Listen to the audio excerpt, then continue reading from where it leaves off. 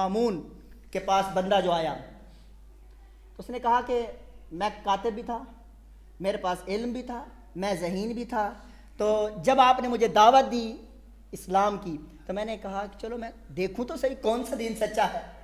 اسی لیے ہم بھی کہتے ہیں سارے ادیان کو پھرولو، سارے دین چیک کرو، چیک کرنے کے بعد آخر میں اسلام کی طرف آ جانا، آخر میں قرآن کی طرف آ جانا۔ قرآن اور اسلام تمہیں نور اور ہدایت عطا فرما دے گا۔ اس نے کہا میں نے تورات کے 3 نسخے لکھے۔ کتنے؟ تورات کے 3 نسخے لکھے، اور ان نسخوں میں نے رد و بدل کر دیا۔ رد و بدل کرنے کے بعد میں پادریوں کے پاس گیا اور ان کو، کیونکہ میں اچھا لکھتا تھا، میں نے ان کو دکھایا یہ 3 نسخے ہیں تورات کے، تم میں سے کوئی لے گا؟ انہوں نے لیا، پڑھا، پڑھ کر انہوں نے کہا جی ٹھیک ہے ہمیں یہ دے دے۔ اس نے کہا پھر میں نے زبور لی، زبور کے پھر میں نے 3 نسخے لکھے۔ زبور کے 3 نسخے لکھنے کے بعد پھر میں ان کے راہبوں کے پاس گیا اور جا کر میں نے ان کو کہا کہ یہ تمہارے 3 نسخے ہیں، کیا تم یہ لوگے مجھ سے؟ انہوں نے کھولا، پڑھا، پڑھ لینے کے بعد انہوں نے وہ نسخے مجھ سے خرید لی۔ انجیل میں نے نسخے لکھے 3، لکھنے کے بعد اس کے اندر بھی رد و بدل کر دیا خود ہی، اور میں ان کے پاس لے گیا، انہوں نے بھی اس کو رکھ لیا، اس کو خرید لیا۔ آخر میں جب میں آیا نا قرآن کی طرف، کب میں نے قرآن کو بڑا سونا لکھا، قرآن کو میں نے بڑا خوبصورت لکھا۔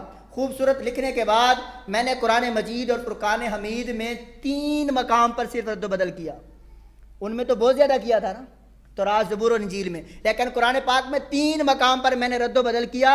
اور رد و بدل کرنے کے بعد جب میں قرآن کے قاریوں کے پاس گیا، قرآن کے حافظوں کے بعد گیا، جب میں مسلمانوں کے علماء کے پاس گیا اور جا کر میں نے انہیں دکھایا کہ یہ قرآن میں نے بڑے خوبصورت طریقے کے ساتھ، بڑی محنت کے ساتھ میں نے لکھا ہے، کیا تم یہ قرآن خریدو گے؟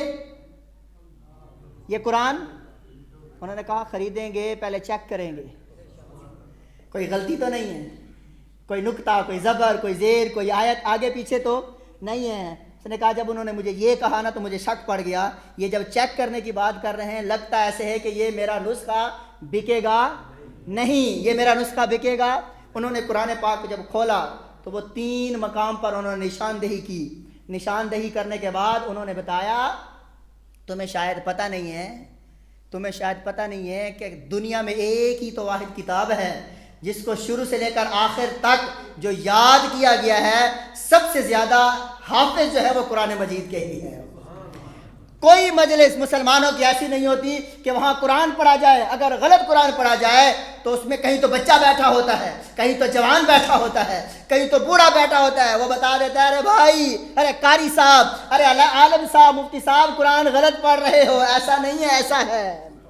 تو تم غلط قرآن پاک چھاپ کر ہمیں دینے آئے ہو، یہ تمہارا غلط قرآن پاک یہ سودا بکنے والا نہیں ہے۔ قرآن کی حفاظت کا ذمہ میرے رب نے لیا